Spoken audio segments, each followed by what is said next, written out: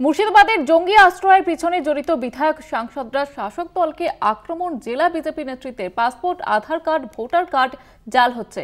হুমায়ুন কবির তিনি এই মন্তব্য করেছেন। সব মাদ্রাসায় জঙ্গি থাকে না, এমনটাই মন্তব্য করেছেন তিনি। মুর্শিদাবাদের জঙ্গি আশ্রয়ের পিছনে এবার জড়িত সাংসদ বিধায়করা।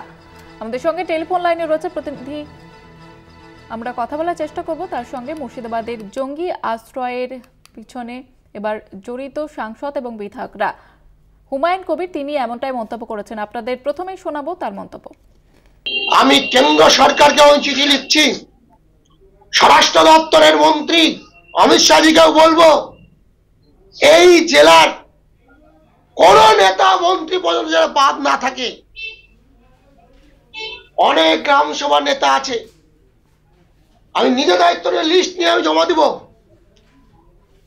বাংলাদেশের ছেলে এরপরের মেয়েকে বিয়ে করে শ্বশুরকে বাবা সাজিয়ে আধার কার্ড তৈরি করে দিনের পর দিন এই জেলায় বাস করছে। তারা রাজনৈতিক দলের নেতাতে রূপান্তরিত হয়েছে, আর কিছুদিনের মধ্যে তারাই হয়তো এমএলএ এমপি হবেন। তৎকালের ক্ষেত্রে ভেরিফিকেশনের আগেই তো পাসপোর্ট ইস্যু হয়ে যায়। সেক্ষেত্রে যদি কেউ ধরেন আধার কার্ড সেটা যদি জাল দেয়, বা যদি ভোটার কার্ড কোনো ডুপ্লিকেট করে কারো কাছ থেকে বুথে নাম, সে এই দেশের নাগরিক কি না, সে কাউকে ধরে একটা ভোটার কার্ডের নাম উঠিয়ে নিল বা আধার কার্ডের নাম আধার কার্ড করে নিল, তো সেই ডকুমেন্টটা সে এখানকার বলে দাবি করে। এবং সেই ক্ষেত্রে ভালো করে না দেখে পাসপোর্টও অনেক হয়েছে, সেটা আমরা লক্ষ্য করছি যে পাসপোর্ট জাল বলা হচ্ছে। কিন্তু পাসপোর্টের আগে তাহলে ওই আধার কার্ড এবং ভোটার কার্ডটাও ভেরিফিকেশন করা দরকার।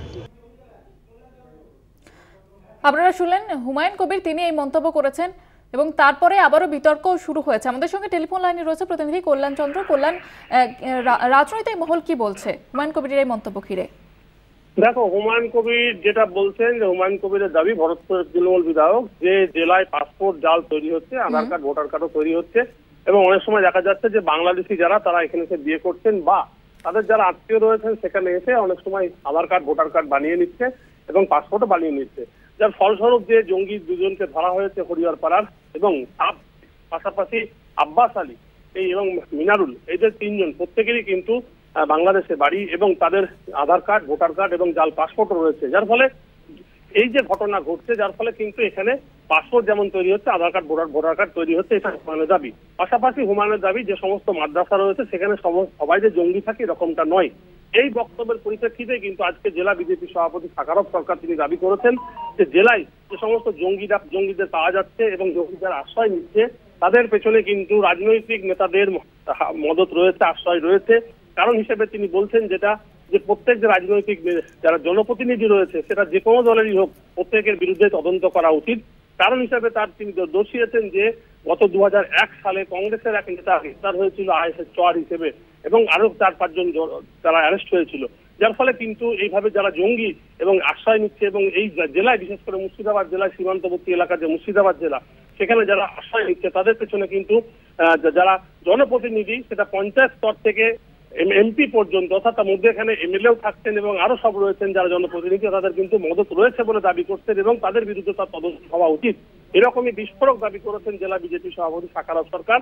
তার বক্তব্য, কারণ হচ্ছে যে 3জন ধরা পড়েছে তারা প্রত্যেকেরই মুর্শিদাবাদে বা দীর্ঘদিন ধরে, কেউ 7 বছর কেউ 5 বছর বাস করেছেন। যারা বাংলাদেশি তারা কিভাবে মুর্শিদাবাদ জেলা এলো এবং তারা কিভাবে জাল পাসপোর্ট আধার কার্ড ভোটার কার্ড বানালো।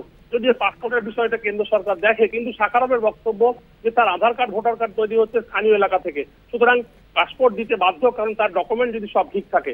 উল্টো দিকে হুমায়ুন কবিরের বক্তব্য যে যেভাবে আধার কার্ড বা ভোটার কার্ড তৈরি হচ্ছে তাতে যারা জড়িত তাদের যেমন সাজা হওয়া উচিত, পাশাপাশি আব্বাস আলী বা সাব শেখ যাতে ধরেছে জঙ্গি হিসেবে তাদেরও তদন্ত হওয়া উচিত। ধন্যবাদ জানাবো কল্যাণ। আমাদের সঙ্গে টেলিফোন লাইনে ছিলেন প্রতিনিধি কল্যাণ চন্দ্র।